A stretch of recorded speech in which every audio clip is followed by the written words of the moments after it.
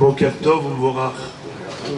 On va poursuivre la halakha concernant l'interdiction d'écouter de la musique pendant les 3 semaines.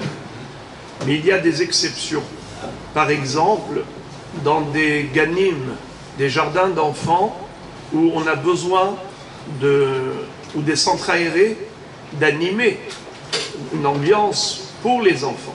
Ils ont besoin d'être tenus, encadrés. Et pendant cette période où ils sont excités, surtout pendant les vacances, on a besoin de leur faire entendre de la musique, des chants, leur apprendre, leur enseigner, et ainsi de suite. Alors ça c'est permis. Ou encore, un malade, une personne qui est alitée, qui est dans son lit, et elle souffre déjà physiquement.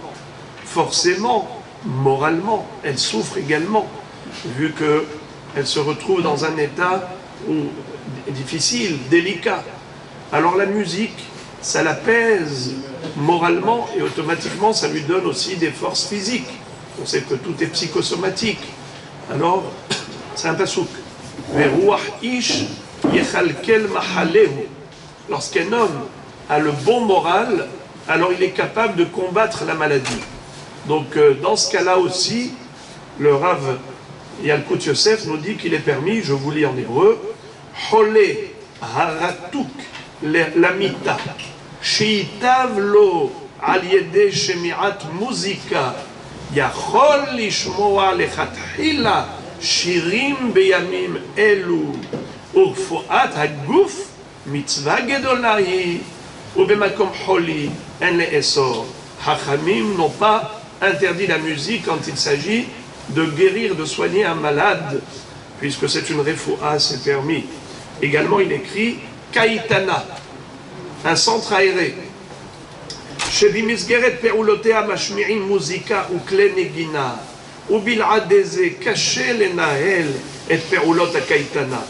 יש להקל להם גם בימי בין המצרים, וכן גן ילדים קטנים שרוצים להשמיע להם קלטות של שירי ילדים בשביל הפעלת התינוקות בסדרי הגן, אפשר להקל בזה בפרט בשירי ילדים, וגם הגננות מותרות לשמוע שהרי עסוקות בעבודתן.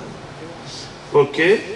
Également, lorsqu'on entend parfois des histoires, mais accompagnées d'un fond musical. Alors ces histoires, étant donné que le ikar c'est l'histoire, le fond musical n'est pas important, ça veut dire que ce n'est pas le but. Alors dans ce cas-là, c'est moutard d'écouter des histoires accompagnées d'un petit fond musical, ou encore il dit même des mizmoré tehilim. Aujourd'hui, il y a beaucoup d'enregistrements de mizmoré tehilim et qui sont accompagnés de musique.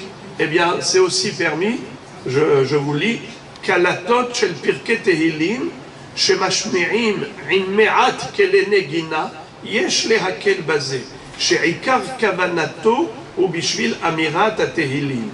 ואפשר להקל בזה גם בקלטות של סיפורי ילדים. Voilà donc quelques exceptions et dérogations concernant la restriction au niveau musical. ברוכים תהיו.